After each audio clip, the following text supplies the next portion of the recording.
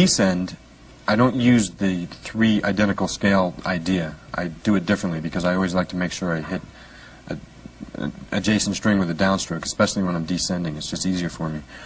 But an easy way to think about the descending version of this is think 4 notes on every string except the high E string will only be 3 and the G string will be 2. So let me just run you through that once.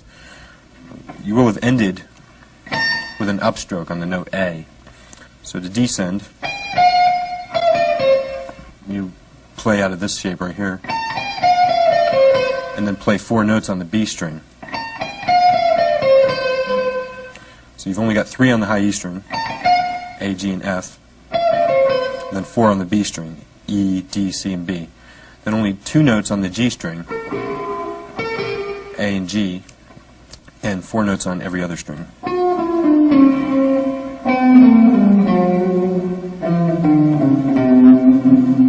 Let me just play the descending scale slow once.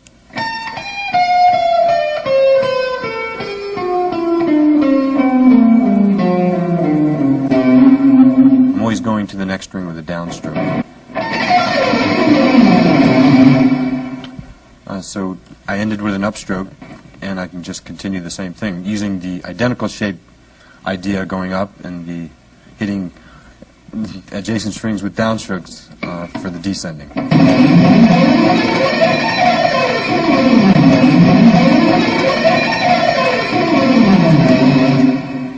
Using that same idea for a harmonic minor scale can be really useful.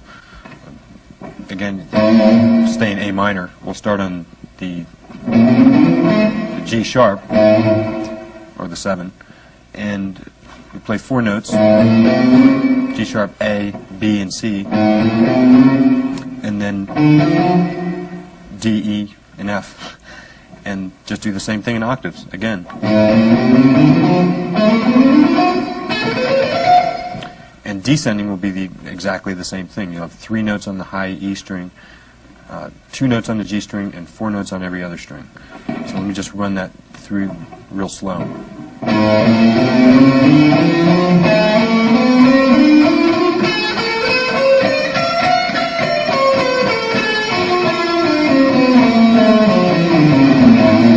Descending has a couple of weird shapes, and let me just run through it real quick. Excuse me, I'm terribly sorry. I know you're busy and everything. I was just walking by the hallway and I heard the way you were going so fast on it. That's truly the mate. Well, listen, I know you're busy. Why not? I'll talk to you just a little bit. Alrighty. You start with, you're going to start on the one more thing, sir. Does that come in that color, or I'm in the middle of the video right now. I'm doing you're right. When you're right, you're right. I'll talk to you later. Okay. I'm starting on the note F, and basically I'm going to pull off to E. And keep it up. It's fantastic. You'll have 3 notes on the high E string, like I said. You'll have F, E, and D. And you should have ended with an upstroke with the ascending scale, so the D will be an upstroke on the way down. You have 4 notes on the B string, C, B, A, and G sharp. You have 2 notes, again, on the G string, F and E. D, C, and B, and A on the D string. And then G sharp, F, and E. That's kind of a weird stretch, but it's no big deal. All the way down to the D. So you're going to have 4 notes, and then 4 notes on the low E string. C, B, A, and G sharp. So descending.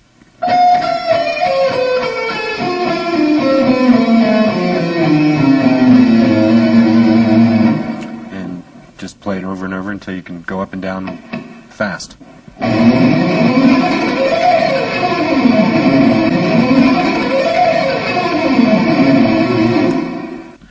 Another real good warm-up is an exercise I use. It's ascending and descending 4 notes at a time on one string. And it's a real good control exercise for coordinating the left and right hand together. Keep this in A minor too. Start on the note A with a downstroke, and the index finger, you get used to the index finger sliding around. The index finger will slide up to B with an upstroke, and then you just tack on the C and the D, and then you just do that same thing over and over again, staying diatonically in A minor. 1, 2, 3.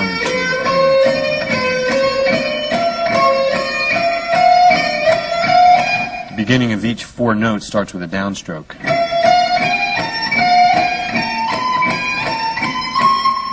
And to descend, use the last note of the ascending scale as the first note of the descending scale. So you should have ended with an upstroke. That'll be the first note of the descending scale. And now the index finger is sliding, but it's playing the 3rd and 4th note.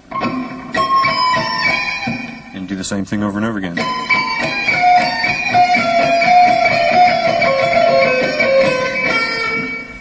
That's the toughest part. If you want to continue going up and down, you'll have to slide twice down to the A, because you're descending and ascending real quickly at the same time.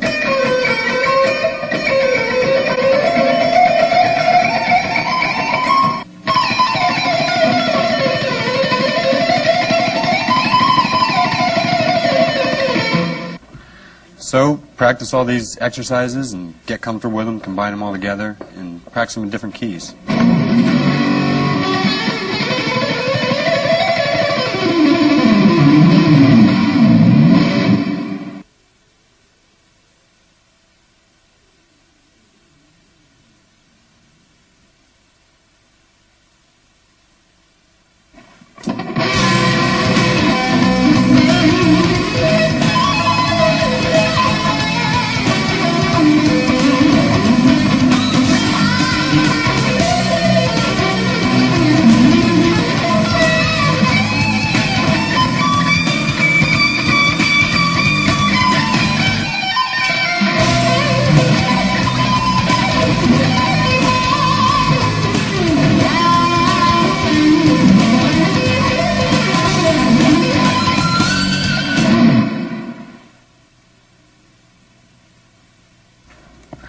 I'd like to show you some of my favorite licks, some of the licks that I use all the time. And a lot of these won't necessarily be picking every note, so it'll be a little bit something different. One of the licks I use all the time is a lick that ascends and descends 4 notes, but I don't pick every note. I hammer on and then pick the high note. Do this one in A minor. I'll start on the note C and hammer onto the D and hammer onto the E on the B string. I sort of have the 13th fret barred. I'm hitting up on the F. And then I'm picking all the notes coming back down. And what that allows me to do is get a lot more speed that way.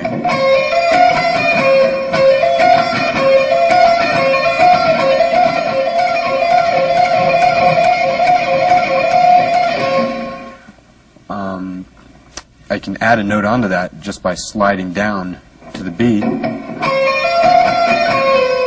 then up again.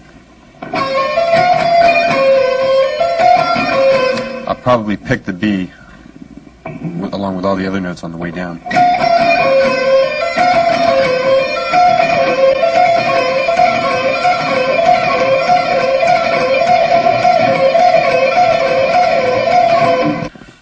You can do a lot of things with barring. I do a lot of things like that, where I'm barring the high E string and the B string. I do a lot of blues licks that way. Here's another easy kind of lick that sounds kind of cool. Do this example in E. This would be like an E blues lick.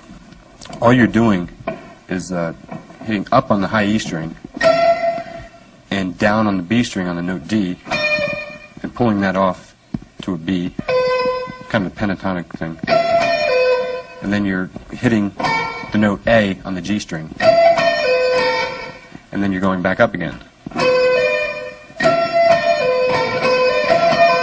The way I'm picking it is up on the E string and down on the other two.